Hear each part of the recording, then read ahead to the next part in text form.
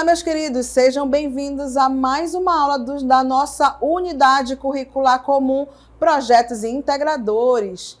Eu sou a professora Adriana Cabral e vou lhes acompanhar, então, nesta nossa aula. Acompanhe comigo, então, o tema, o objeto e o detalhamento da nossa aula. Olha só, aula de número 15, objeto de conhecimento, cultura de paz, detalhamento, números da violência na sua comunidade, estado, país, mundo, a violência ao longo do tempo, consequências da violência, atuação do poder público no combate à violência. Ficaram curiosos? Então acompanhem comigo esta nossa aula.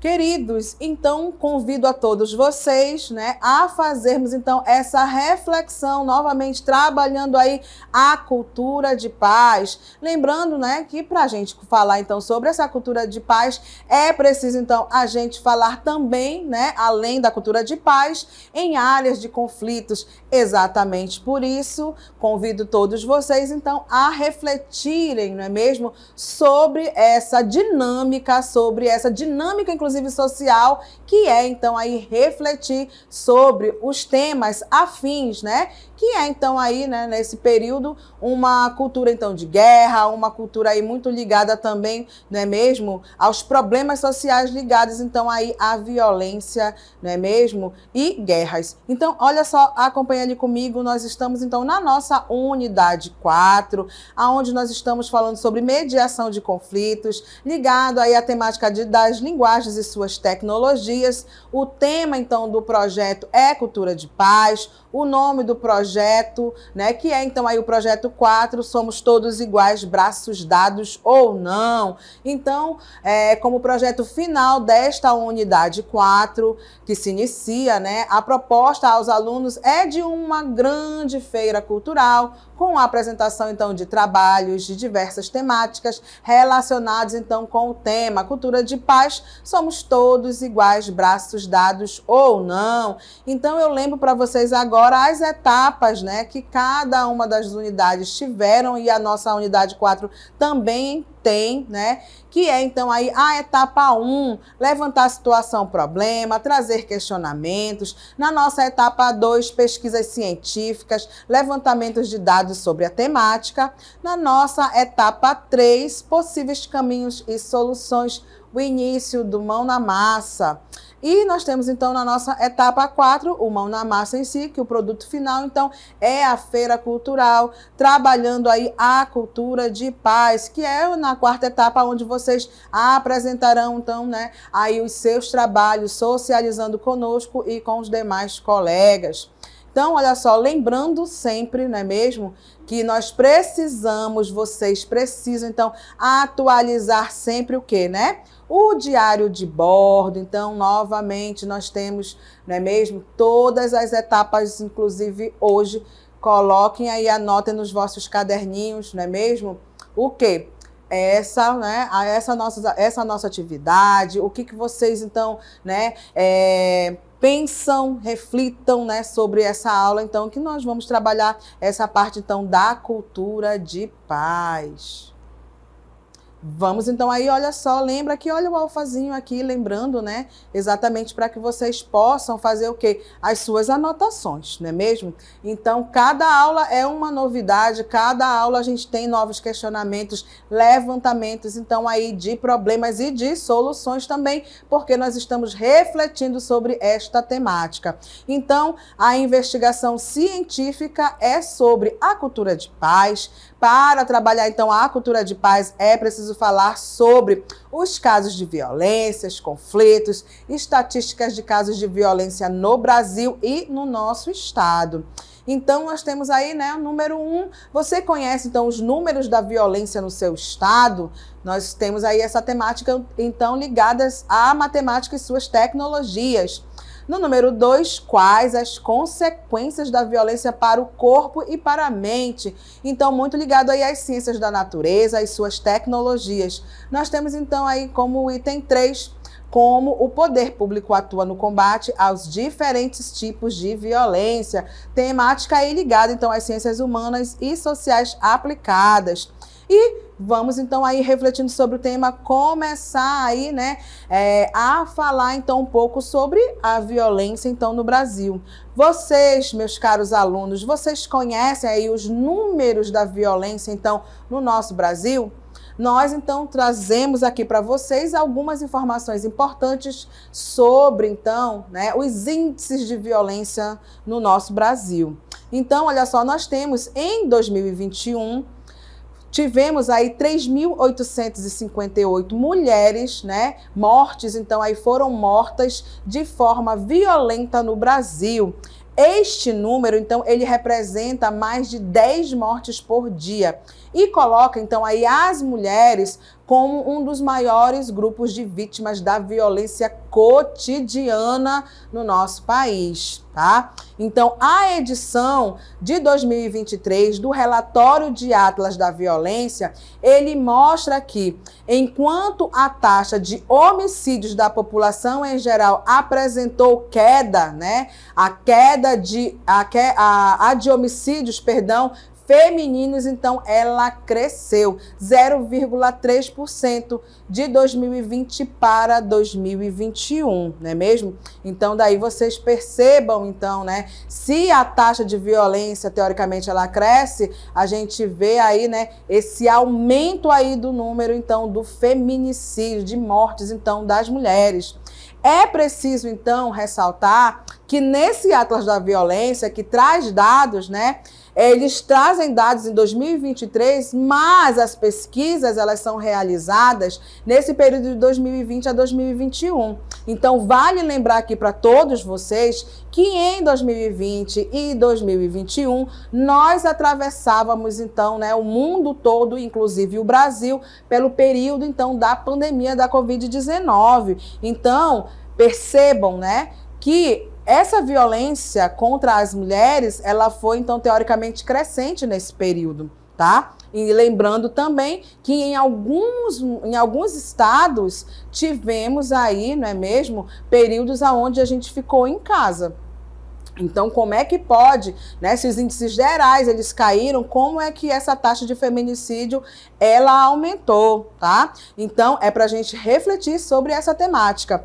Nesse período, então, pandêmico, entre 2020 e 2021, foram perdidas, ou seja, foram mortas 7.691 vidas femininas, tá? Então, para a gente refletir sobre este período, que teoricamente, se estávamos passando pela pandemia, inclusive em alguns locais, não é mesmo? Em alguns estados, eles não decretaram lockdown, mas eles decretaram o quê? Isolamento social. Tá? Porque o lockdown, ele deveria ser uma política pública do governo e nós não tivemos isso. Tivemos apenas alguns estados que estabeleceram, então, o isolamento social.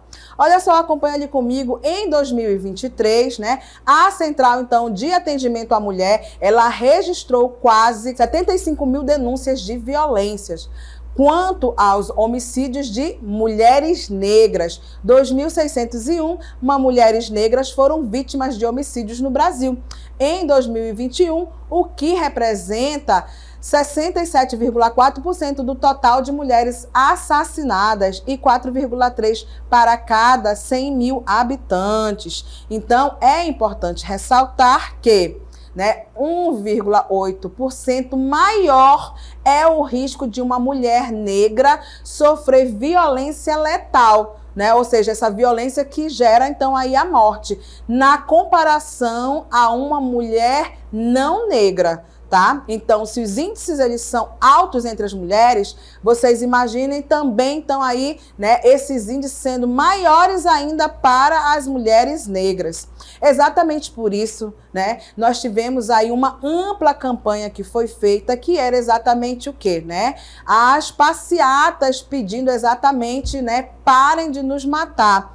aonde nós tivemos em várias localidades do Brasil, né, uma marcha pedindo exatamente isso, né? Então, olha, acompanha aqui comigo um alfazinho, né, que vai representar então aí esta passeata, aonde, não é mesmo, mulheres começaram a se reunir, porque se estávamos passando por um período de pandemia, como é que pode então esses índices serem altíssimos, não é mesmo, de feminicídio, principalmente entre mulheres brancas e para também com as mulheres negras. Então, é exatamente por isso as mulheres se reúnem, né, e pedem aí, parem de nos matar, o fim do feminicídio, né, o fim da violência, então, contra essa mulher.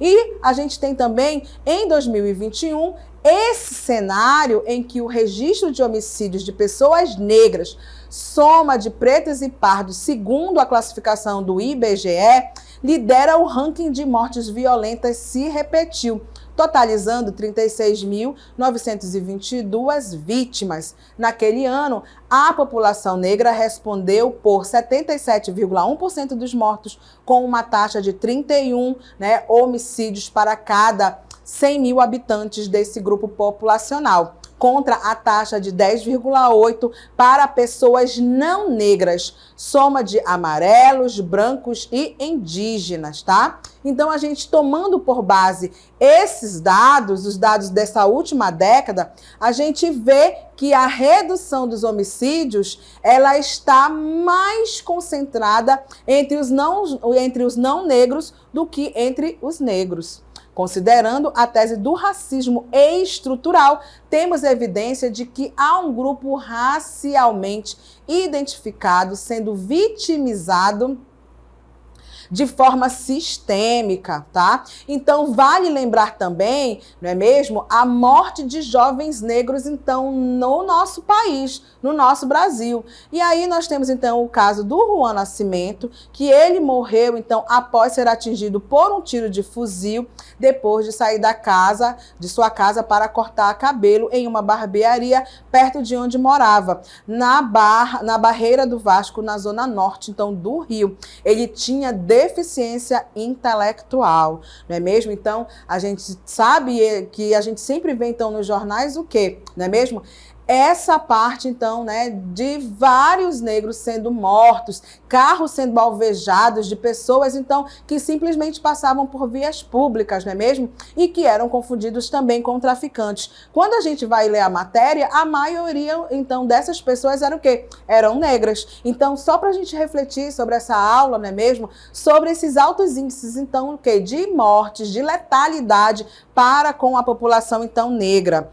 E convido vocês, não é mesmo, a refletir também sobre um grupo, não é mesmo, social também, que a gente tem que visibilizar, porque durante muito tempo, inclusive, eles nem apareciam nas nossas estatísticas, que é o quê? A violência, então, contra a população LGBTQIA+, tá? Então, acompanhem comigo, olha só, trago para vocês, então, aí, não é mesmo, a bandeira, que é, então, essa bandeira aonde a população LGBTQI+, né, carrega para tentar visibilizar, inclusive, até mesmo políticas sociais para esta população, não é mesmo? Invisibilizada, mas que a gente sabe que ela é recorrente na nossa sociedade. Então, acompanha comigo ali, olha, o perfil, então, de pessoas vítimas de violências, orientação sexual por raça e cor, né? Em 2021. As violências físicas, institucionais e simbólicas, tradicionalmente, constituíram tratamento científico e institucional dispensado à população LGBTQI+. Por ora, ainda estamos no processo de recodificação dessa questão, cobrando as instituições estatais para que diagnostiquem e reduzam as vulnerabilidades de gênero e de orientação sexual, né, à violência. Nesse sentido, as experiências internacionais, elas evidenciam que é possível mensurar a violência contra esta população LGBTQIA+, né? A partir, então, da produção de dados. Negros, homossexuais e bissexuais são os mais vitimizados, com 55,3% e 52,3%, não é mesmo? Então, no levantamento então, nacional de um grupo realizado, né, pelo Grupo Gay da Bahia, ele captou o aumento de 8% de mortes violentas de LGBTQIA+, tá? Com 276 casos em 2020 e 300 em 2021. Lembrando que esses dados de 2020 e 2021, nós estamos o Brasil todo, né, o mundo todo estava atravessando então aí pela pandemia, tá? Já o levantamento realizado pela Associação Nacional de Travestis e Transsexuais contabilizou a redução de 20% nos assassinatos de pessoas trans e travestis, então, nesse período, né? No período, contaram 175 mortes de 2020 e 140 em 2021. Então, olha só, infelizmente, é notório, então, a manutenção da prevalência masculina entre os agressores, solidificando mais uma vez esse cenário historicamente consolidado de vítimas de LGBTQIA+, majoritariamente negras, violentadas, na maior parte das vezes por homens. Não há dados que possibilitem a mesma análise contemplando pessoas trans. Então, olha só, né? Nós temos, então, aí esses dados, né, como eu falei para vocês, e a gente precisa então trabalhar. Por quê? Porque são pessoas invisibilizadas, né? Em alguns autores que trabalham então com essas temáticas, eles tratam como temáticas sensíveis, não é mesmo? Por quê? Porque até pouco tempo esses grupos sociais, né, eles não eram vistos inclusive nas estatísticas. Então é preciso, não é mesmo, fazer esse trabalho. Por quê? Porque são seres humanos, não é mesmo? Então eles precisam estar dentro das estatísticas oficiais, tá? Então aí eu pergunto então para vocês, você conhece então aí os números da violência no nosso estado? Né? Então, para a gente começar também a refletir um pouco sobre a nossa região, não é mesmo? Aonde nós habitamos, aonde nós moramos. E aí, olha só, nós temos então esse texto retirado então do site do G1, né? Do dia 30/11/2023, estudo divulgado nesta quinta-feira, 30, né? Pelo Fórum Brasileiro de Segurança Pública, faz um alerta sobre a violência de gênero nos 9 estados que compõem a Amazônia Legal. Então, as taxas de feminicídio, assassinatos de mulheres e estupros na região são mais de 30% superiores à média nacional. Em 2022, a taxa de feminicídio nos municípios da Amazônia Legal foi de 1,8 para cada 100 mil mulheres, 30,8% superior à média nacional, que foi de 1,4 por 100 mil. Então, e aí eu falo para vocês um dado importante. Professora, o que é a Amazônia Legal, não é mesmo? Ela é uma área delimitada desde 1953 por lei federal, então, com o objetivo de criar políticas públicas para o desenvolvimento socioeconômico. É formado, então, por 9 estados: o Acre, o Amapá, o Amazonas, o Mato Grosso, Pará, Rondônia, Roraima, Tocantins. E por parte do Maranhão, né, num total de 772 municípios, tá?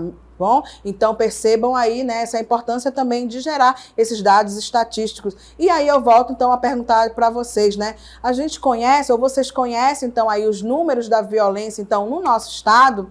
Olha só, nós temos então a violência no Amazonas segundo o IPEA, tá? Ao olharmos para os destaques estaduais, 7 unidades da federação tiveram crescimento na taxa de homicídios de mulheres nos últimos 5 anos, né?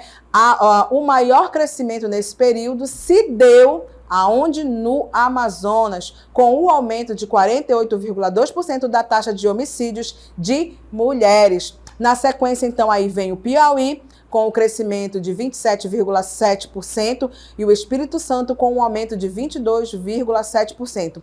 A maior queda se deu, então, em Roraima, onde a taxa de mulheres assassinadas caiu 40,8%, seguido de Alagoas, que teve, então, aí uma redução de 29,2%, e do Mato Grosso, com 22,7% então de queda. Mortes então agora de mulheres negras no Amazonas, né? Nessa nossa região norte, então, o maior índice ficou então com o Amapá, em que se registrou uma taxa de 60,7% aí, né, seguido então aí pelo Amazonas, do Amazonas com 47,4%, e depois nós temos então a taxa de Roraima com 44,6%. Então percebam aí, não é mesmo, uma alta taxa, não é mesmo, no nosso estado, né, na nossa região, na verdade, na nossa região norte, tá? Então seguido aí o Amapá, não é mesmo, seguido do Amazonas e Roraima. E aí, novamente, eu faço a pergunta para vocês: vocês conhecem então a violência no seu estado, no nosso estado? Então, vamos falar agora um pouco sobre, né, qual o perfil, então, dessas vítimas, tá? Segundo, então, o anuário, o Amazonas, né, é o terceiro estado mais violento do Brasil, com uma taxa de mortes violentas intencionais. Esse MVI é exatamente a sigla, mortes violentas intencionais, de 38,8 por 100 mil habitantes, atrás apenas do Amapá e da Bahia. A média nacional do MVI, né, é de 23,4 por grupo de 100 mil. Então, né, essas taxas, elas são importantes também para a gente perceber aí como é que anda, né, mesmo, esse perfil, então, de vítimas, né, esses casos violentos. Olha só, nós temos, então, Manaus é a 23ª cidade acima de 100 mil habitantes, mais violenta, então, do país, com uma taxa de MVI de 53,4, consideradas apenas as capitais brasileiras. A amazonense é a terceira mais violenta, atrás então de Macapá e Salvador. Os crimes de estupro cresceram em um ano 37% no Amazonas, a maior alta nacional, não é mesmo? E aí, faço então uma pergunta para vocês, não é mesmo? Quais então as consequências da violência para o corpo e para a mente? Não é mesmo? Porque essas pessoas que sofrem esse tipo de violência, não é mesmo? A família fica com problemas, não é mesmo? Nós temos aí um meio social na qual aquela pessoa que morreu, né, ou que sofreu algum tipo de abuso, ela está inserida. Então acompanha ali comigo, olha, a violência, então, ela pode causar o quê? Problemas, então, como depressão, ansiedade e até pensamentos suicidas. Também afeta o corpo, provocando alterações no sono, distúrbios, então, alimentares, abuso de álcool e outras substâncias. Então, na maioria das vezes, é preciso procurar profissionais da área da saúde. Ignorar, então, o sofrimento tende a agravá-lo, né? Já que isto é um problema social e um problema social grave. A violência psicológica traz consequências para a saúde mental e física. Então, nós temos aí, não é mesmo, as consequências aí, então, né, para a saúde, segundo, então, a Organização Mundial de Saúde. Olha só, essa violência, então, contra as mulheres, ela pode ter consequências mortais, com o homicídio ou o suicídio. Então, quer dizer, não é mesmo? Se você atravessa, né, a pessoa que atravessa, a família que atravessa, né, esses problemas ligados, então, a esse tipo de violência, tende, claro, né, a ter consequências, então, mentais, para o corpo, psicológicas. Então, exatamente por isso, às vezes, a pessoa sozinha, ela não consegue, não é mesmo, trabalhar todos os sentimentos em si. Exatamente por isso que também temos aí os altos índices, então, de suicídios, tá? Além disso, podem provocar também lesões, não é mesmo? 42% das mulheres vítimas de violência por parte do seu parceiro relatam lesões como consequência da violência. Então, violências corporais, olhos roxos, né? Braços quebrados, né? Então, a pessoa tende, né, a ter consequências ligadas, então, a esses fatos da violência doméstica, tá? Então, vamos falar agora um pouco sobre a violência, então, por parte dos parceiros. E a violência, então, aí, né, ela pode ser o quê? Principalmente ligada à violência sexual. Elas podem levar a gestações indesejadas, a abortos induzidos, problemas ginecológicos e infecções, né, sexualmente transmissíveis, incluindo aí o HIV, tá? Que no nosso estado também tem alguns índices interessantes, não é mesmo? Principalmente entre a população mais jovem ou essa população, então, que sofre algum tipo de violência. Lembra, não é não, tá? Então, a gente precisa ter muito cuidado também, mesmo a pessoa sendo seu parceiro ali que você convive, não é mesmo? Ou namorado e etc. Acompanhe ali comigo, então, quais as consequências da violência para o corpo e para a mente. Os mais visíveis são inquietude, preocupação, estresse, nervosismo e tensão. A principal causa desse problema é justamente o quê? A ansiedade, com suas múltiplas características. A gastrite nervosa é, em muitos casos, uma marca física da violência psicológica que uma pessoa inflige em si mesma. As consequências dessa constante exposição resultam em prejuízos sociais e individuais, desde o atraso no crescimento econômico das regiões e impactos na saúde pública, há efeitos deletérios, né? O que é isso, professora? Esses efeitos, né, maléficos para a saúde física e mental, né, para as vítimas, tá? Então, olha, como o poder público, ele atua, então, no combate aos diferentes tipos, então, de violência. O Estado de Direito, ele tem como um de seus fundamentos o controle da violência na sociedade. A legitimidade do uso da violência e os ritos formais para sua identificação estruturam intervenções por meio de procedimentos jurídicos, policiais e militares. Então, como que o poder público ele atua, né? Então, nós temos, agora eu trago para vocês possíveis medidas contra a violência. Temos, então, aí, né, no número 1, a realização de projetos sociais com o intuito de diminuir a desigualdade social. Temos, então, aí no item 2, a criação de um Instituto de Estudos e Pesquisas de Segurança Pública para desenvolver pesquisas sobre o controle da violência e promover, então, o desenvolvimento de modelos de organização, de gestão e de processos mais eficientes e eficazes para as polícias. Nós temos, então, aí, né, como item 3 também, o quê? A inteligência criminal, desenvolvimento dessa área praticamente inerte na maioria das polícias, com a adoção de métodos, processos e instrumentos de busca e processamento de informações sobre os criminosos. Então, esse item 3, inclusive, ele precisa ser melhorado, né? Não só no nosso estado, mas também, né, em outras localidades do nosso país. Nós temos, então, no item 4, cadastros nacionais.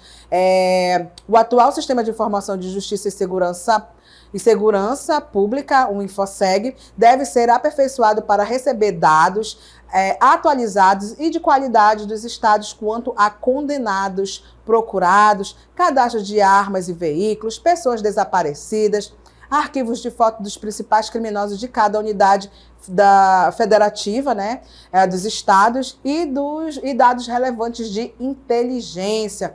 Temos, então, aí no item 5, a tecnologia de informação, o desenvolvimento de bancos integrados de dados criminais e sociais, a implantação de sistema de georreferenciamento e de sistemas de análise dos dados para identificar perfis criminais, padrões e tendências de cada área, pontos críticos e evidências de atuação de indivíduos e grupos criminosos. Então, uma pergunta também que eu faço a vocês, né? Como que a educação, ela pode, então, diminuir a violência, tá? Lembrando que o artigo 205 da Constituição Federal do Brasil, né, de 1988, assegura a educação como direito para todas as pessoas. A educação, direito de todos e dever do Estado e da família, será promovida e incentivada com a colaboração da sociedade, visando ao pleno desenvolvimento da pessoa, seu preparo para o exercício da cidadania e sua qualificação para o trabalho. A escola ela pode ajudar na formação dos adolescentes e diminuir o avanço da violência. O abandono de estudo pode ser uma ponte direta para a vida do crime. o abandono escolar e criminalidade, infelizmente, né, elas tendem a andar juntas. A julgar pela quantidade de crianças e adolescentes longe das salas de aula em todo o país, o futuro ele pode ser tenebroso, tá? Mas a educação ela muda, né? Ela muda status sociais. Olha só, como a educação então pode diminuir a violência, a prevenção à criminalidade deve levar em conta a redução da evasão escolar, um aspecto que costuma ser negligenciado no Brasil quando o assunto é segurança pública. E considerados os índices de evasão escolar, o cenário no Brasil seria de fato favorável à violência extrema. Quanto maiores são as taxas de escolarização, menores são os registros de violência, é fato. Dessa forma, pode-se observar que toda pessoa deveria ter acesso à educação, pois isso oportuniza uma visão de mundo e inúmeras possibilidades de crescimento pessoal e profissional. Então, olha só, nós temos, então, aí, né, várias possibilidades, então, de pensar sobre essa temática, né? E, claro, já falei para vocês que a sala de aula, ela é um reflexo da sociedade, né? Então, quanto maior o índice escolar da pessoa, né, está, então, estudando, tentando mudar de vida, menor, teoricamente, é o quê? Essa possibilidade, então, dela entrar, né, em alguma situação de crime, em alguma situação, então, de violência, em alguma situação, né, de conflito, tá? Então, por quê? Porque eu estou estudando, porque eu estou querendo mudar de vida, e a gente sabe que as regras sociais, elas devem ser seguidas, ok? Mas a gente também não pode ignorar todos os grupos que compõem, então, essa sociedade. A professora, então, atingiu o objetivo principal, que era trabalhar com vocês, não é mesmo? Essa parte da temática, então, ligadas aos conflitos, à violência, novamente discutir um pouco no Brasil. E por aqui, então, eu me despeço.